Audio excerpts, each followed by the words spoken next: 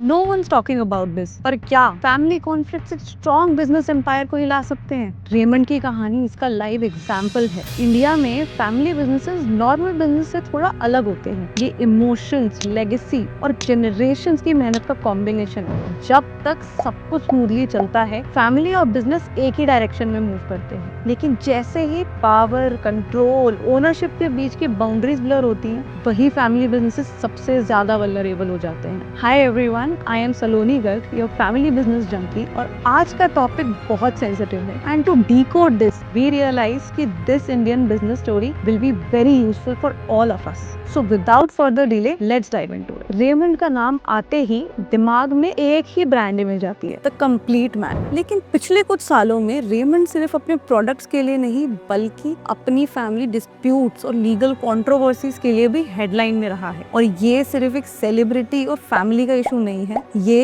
एक classic family business case study है, जहां पर्सनल कॉन्फ्लिक्ट्स ने कॉर्पोरेट स्टेबिलिटी को डायरेक्टली इम्पैक्ट किया।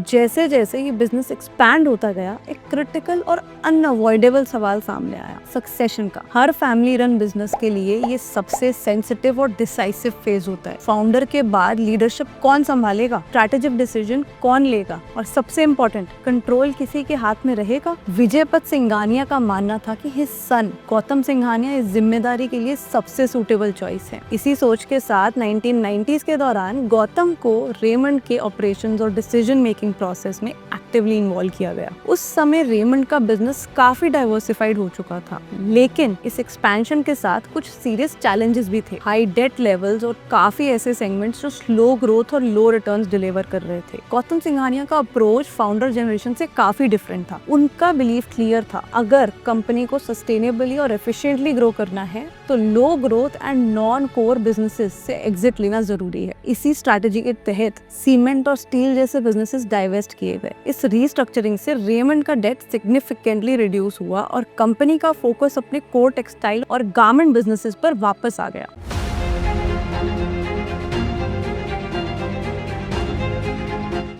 अब इस फेज में गौतम सिंघानिया को एक स्ट्रॉन्ग और डिसाइसिव बिजनेस लीडर के रूप में देखा जाने लगा। कंपनी की फाइनेंशियल पोजीशन नोटिसेबली इंप्रूव हुई, प्रॉफिटेबिलिटी में ग्रोथ आई और इन्वेस्टर कॉन्फिडेंस वापस बिल्ड हुआ। इन रिजल्ट्स के बेसिस पर विजयपत सिंघानिया ने धीरे धीरे गौतम को ज्यादा ऑपरेशनल और स्ट्रैटेजिक कंट्रोल देना शुरू किया। यहीं से इस फैमिली बिजनेस का सबसे क्रिटिकल टर्निंग पॉइंट शुरू होता है। एंड हियर्स द ट्विस्ट, 2015 में विजयपत सिंघानिया ने रेमंड में अपने लगभग 37% स्टेक गौतम सिंघानिया को ट्रांसफर कर दिए, वर्थ अप्रॉक्सीमेटली 1000 करोड़ रुपीस। इस डिसीजन के पीछे इंटेंशन क्लियर थी, नेक्स्ट जनरेशन को कंप्लीट अथॉरिटी मिले ताकि डिसीजन मेकिंग फास्टर हो और लीडरशिप स्ट्रक्चर स्टेबल रहे। लेकिन in the latter years Vijaypat Singhania regretted this decision the most. उनके मुताबिक स्टेक ट्रांसफर के बाद गौतम सिंघानिया की अप्रोच और बिहेवियर में सिग्निफिकेंट चेंज आया। जो पहले एक फादर सन रिलेशनशिप का मैटर था, वो धीरे धीरे ओनरशिप, कंट्रोल और पावर के कॉन्फ्लिक्ट में बदल गया, जहां बिजनेस से ज्यादा अथॉरिटी का सवाल डोमिनेंट हो गया।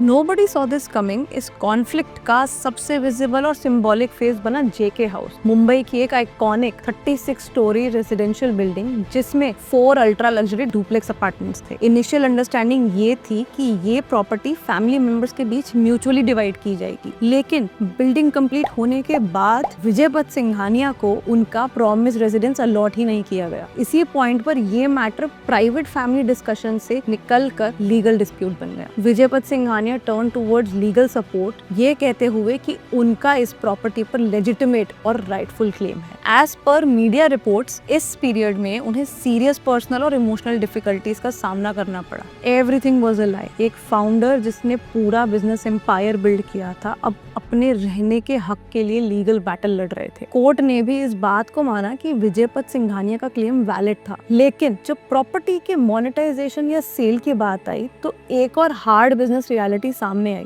जेके हाउस टेक्निकली रेमंड ग्रुप के अंडर आता था। इसका मतलब ये था कि किसी भी ट्रांजैक्शन के लिए कंपनी बोर्ड की अप्रूवल मैंडेटरी थी। एज पर सोर्सेज, उस वक्त तक it was not what it looked like. Board का इफेक्टिव कंट्रोल गौतम सिंघानिया के पास था। बोर्ड ने सेल प्रपोजल को रिजेक्ट कर दिया, इस डिसीजन ने ना सिर्फ फैमिली डिस्प्यूट को और ज्यादा कॉम्प्लिकेटेड बनाया, बल्कि इस कॉन्फ्लिक्ट को पब्लिक डोमेन में परमानेंटली एक्सपोज कर दिया।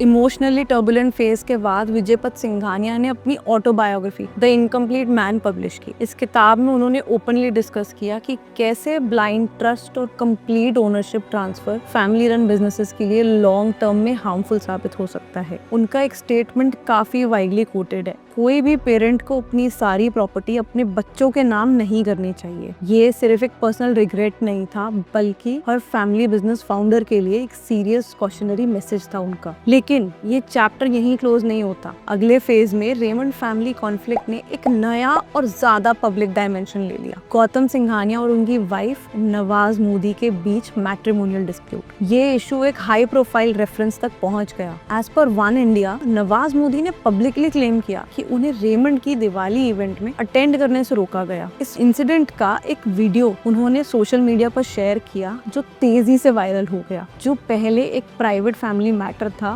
वो अब पब्लिक आई में आ चुका था। और क्योंकि गौतम सिंघानिया एक लिस्टेड कंपनी के प्रमोटर हैं, इस कॉन्फ्लिक्ट का इम्पैक्ट सीधा मार्केट पर दिखा। रिपोर्ट्स के मुताबिक सिर्फ 15 दिन के अंदर रेमंड के शेयर्स 21% से ज्यादा की गिरावट देखी। इन्वेस्टर्स के लिए ये क्लियर रिमाइंडर था, जब प्रमोटर फैमिली अनस्टेबल होती है तो रिस्क सिर्फ पर्सनल नहीं रहता, वो फाइनेंशियल बन जाता है।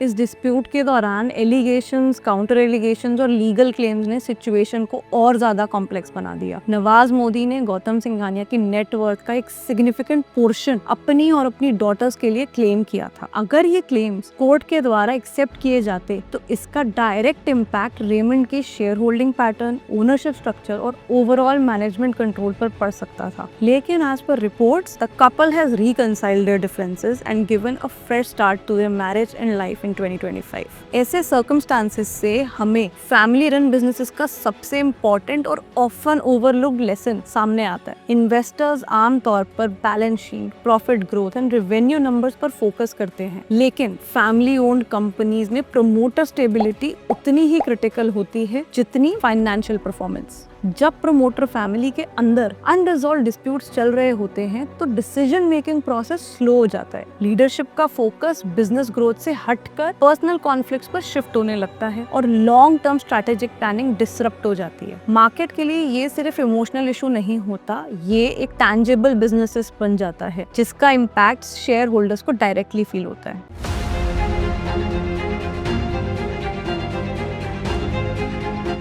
2000s के बाद इंडियन रिटेल और कंज्यूमर बिहेवियर में एक मेजर स्ट्रक्चरल शिफ्ट देखने को मिला। ऑर्गेनाइज्ड रिटेल फॉर्मेट्स जैसे वेस्ट साइड, पैंटालून्स ने रैपिड एक्सपेंशन किया। साथ ही international fashion brands Zara, H&M और other global players Indian market में अग्रेसिवली एंटर हुए। इसके साथ कंज्यूमर प्रेफरेंसेस भी इवॉल्व होने लगी। कस्टम टेलरिंग और फैब्रिक बाइंग के बजाय रेडीमेड अपैरल और फास्ट फैशन की डिमांड स्टेडीली बढ़ने लगी। रेमंड की ट्रेडिशनल स्ट्रेंथ सूटिंग और फैब्रिक सेगमेंट में थी, जो डेकेड्स तक डोमिनेंट रही। लेकिन इस कंज्यूमर बिहेवियर शिफ्ट के साथ उसका कोर कॉम्पिटिटिव एडवांटेज धीरे धीरे वीक होने लगा। इस स्ट्रक्चरल चैलेंज के बाद जो सबसे बड़ा एक्सटर्नल शॉक आया वो था कोविड-19 पैंडेमिक 2020-21। नेशन वाइड लॉकडाउन्स ने पूरी रिटेल इंडस्ट्री को सीवियरली डिसरप्ट किया। रेमंड का business largely offline retail stores पर डिपेंडेंट था और मॉल्स बंद होने के कारण सेल्स पर इमीडिएट और शार्प इम्पैक्ट पड़ा। एज पर रिपोर्ट्स, रेमंड की सेल्स लगभग 47% तक गिर गई। पैंडेमिक ने सिर्फ शॉर्ट टर्म डिसरप्शन क्रिएट नहीं किया,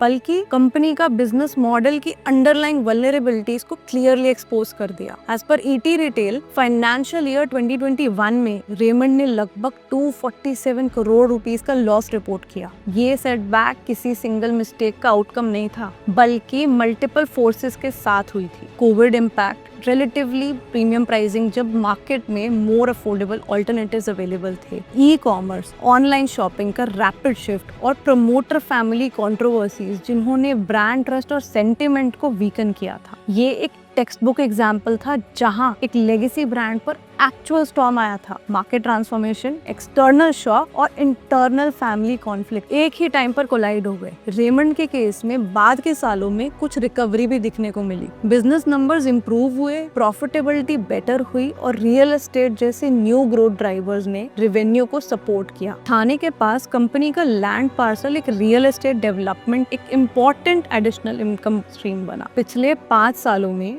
रेमंड का प्रॉफिट्स का कंपाउंड ग्रोथ काफी स्ट्रॉन्ग रहा है, लेकिन साथ ही प्रमोटर लेवल अनसर्टेनिटी ने स्टॉक वॉलेटिलिटी को एलिवेट रखा। मार्केट ये भी समझता है कि अगर प्रमोटर डिस्प्यूट्स इंटेंसिफाई होते हैं तो मैनेजमेंट कंटिन्यूटी और गवर्नेंस पर रिस्क आ सकता है, और यहीं से रेमंड की कहानी का सबसे इम्पोर्टेंट और ट्रैजिक इंसाइट सामने आता है। रेमंड इसलिए फेल नहीं हुआ क्योंकि उसके प्रोडक्ट्स वीक थे, रेमंड इसलिए भी फेल नहीं हुआ क्योंकि कंपनी इनोवेट नहीं कर रही थी, और रेमंड एक रात में भी कोलैप्स नहीं हुआ। रेमंड धीरे धीरे गिरा क्योंकि फैमिली के अंदर जो ट्रस्ट इरोड हो गया, लीडरशिप इमोशनल हो गई और मार्केट उतनी ही तेजी से बदला जितनी तेजी से एक लेगेसी बिजनेस खुद को अडैप्ट नहीं कर पाया।